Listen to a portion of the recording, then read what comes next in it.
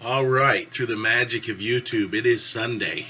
You may think I'm kind of dressed the same as I was yesterday. Well, that's because TV's magic.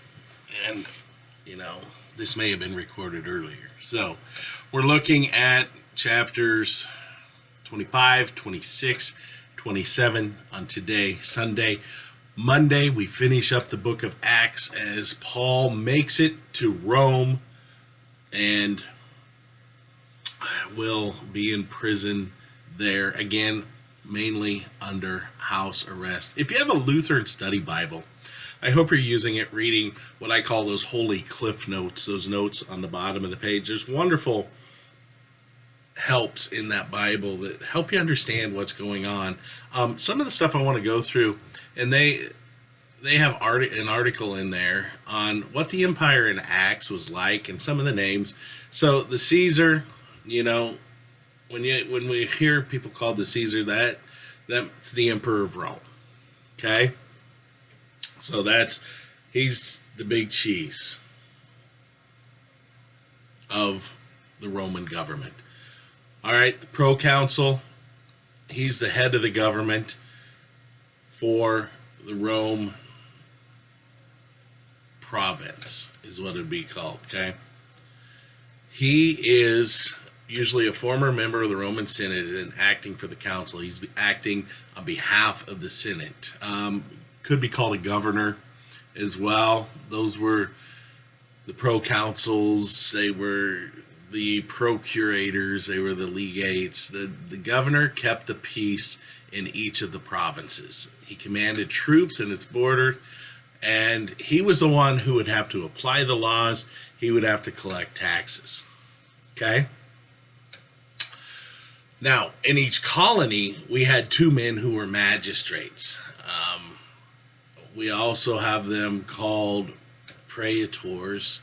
The magistrates were kind of like our judges. They presided in courts. They supervised the public treasury. They administered the law that came down from the Roman legislation and the decree of the emperor. Okay, we see police in the government of Rome. The police were attendants of the chief magistrate. They'd be kind of like bailiffs. Okay, what they did is they were there on behalf of the magistrates to enforce the laws. So either corporal or capital punishment. They carried out the death penalty for the Roman government, is what the police would do. All right. We had city authorities, or the city officials. There would be 5 or 6 chief magistrates who formed a part of a town or kind of a city council. Okay, these city authorities ruled in the Macedonian cities. The officials, they were non-Roman, and what we see in Acts chapter 17, they're in Thessalonica, is where we see them. So the town clerk, the CEO, chief executive officer of the government, that's what they were. They executed the decrees of popular assemblies. They drafted the decrees. They had them engraved in the stone when they passed. They were a liaison, really, between the civic government and then the Roman provincial administration. So town clerks were kind of the go-between. All right. Now, as Paul's on trial, we're going to see different military officials as well. Excuse me here. We see a lot with the jailer. He was the keeper of the prison. The tribune was the commander, or a military tribune. We see it in our military courts today that they form a tribune. Okay. Tribune was usually a leader that led about 1,000 troops. All right. Centurion, we see all throughout Scripture, he was just a Roman officer commanding around 100 soldiers at that time. And the soldiers, of course, they would serve in groups of 100 or a century If they served in groups of 200, they were maniples. 600, they were cohorts. 6,000, they were legion. Okay, they were there for strength. Of course, they're just like soldiers we have. Okay, so then you see how the Roman government gathered as well. We've had the district, which Macedonia was divided into 4 districts by the imperial government, and each one was ruled separately like that. Okay, we had colonies. Those were created by the emperor.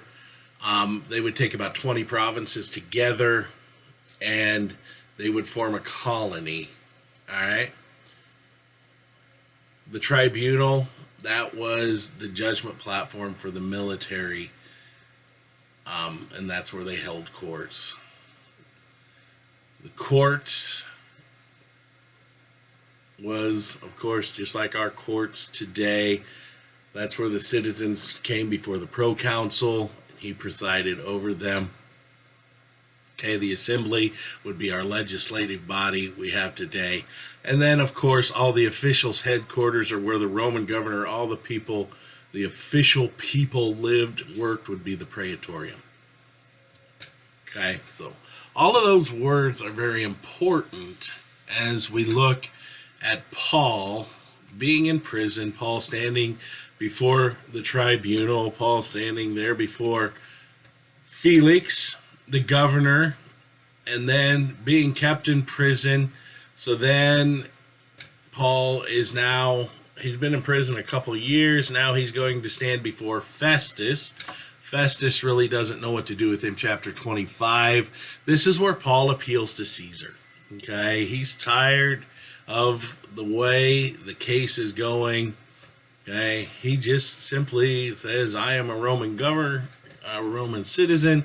I deserve to stand before Caesar and be judged by him. Now, coming on the scene, taking interest in this case, is going to be King Agrippa, okay, and his sister, Bernice.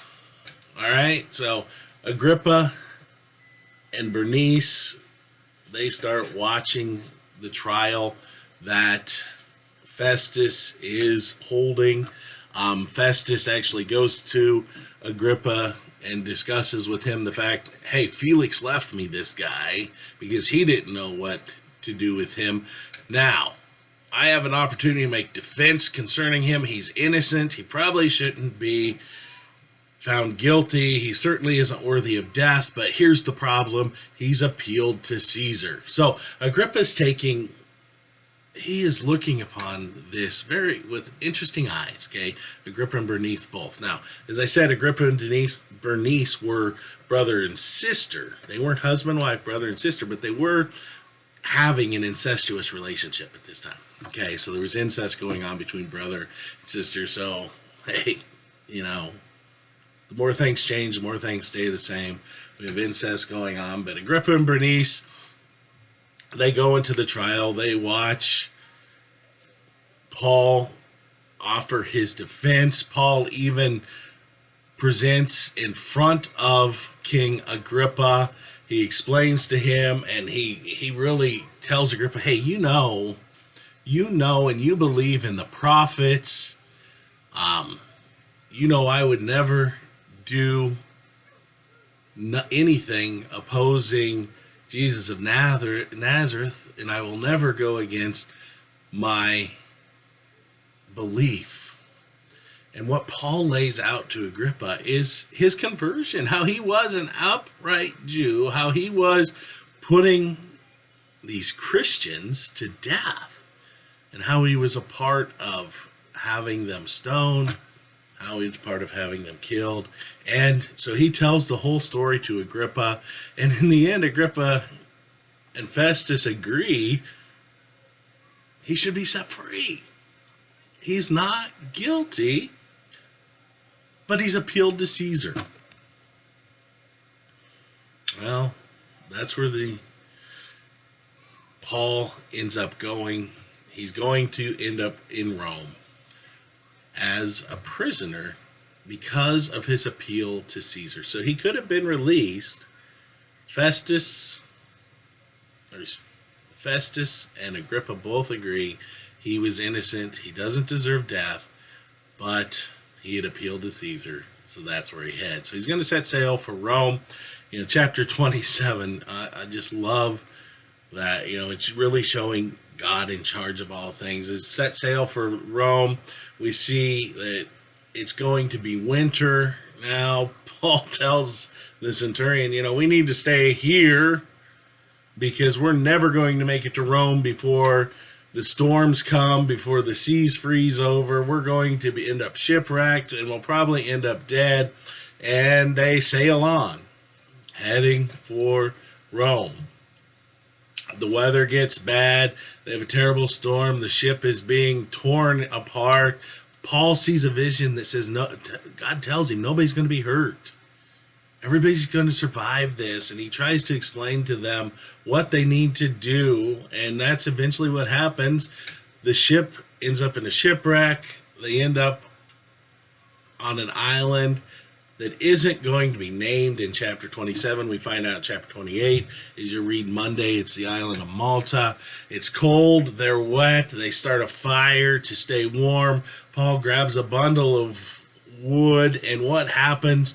But there's a pit viper in it. The pit viper bites Paul on the hand. The people know that Paul's a murderer now. He's guilty. He deserves death because the gods are punishing him by putting him to death.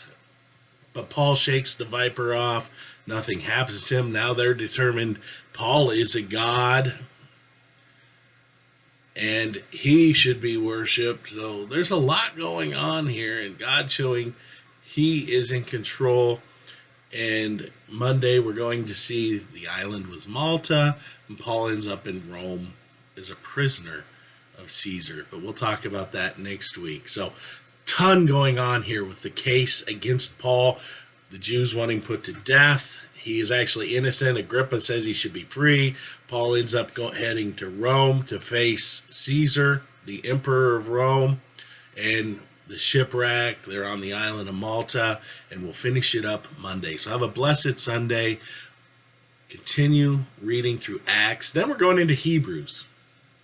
Okay, quite a switch here from Acts to Hebrews, but we'll focus on Hebrews next week as we look at those first 4 chapters as you read them Tuesday through Friday. Have a blessed day, and we'll see you all tomorrow.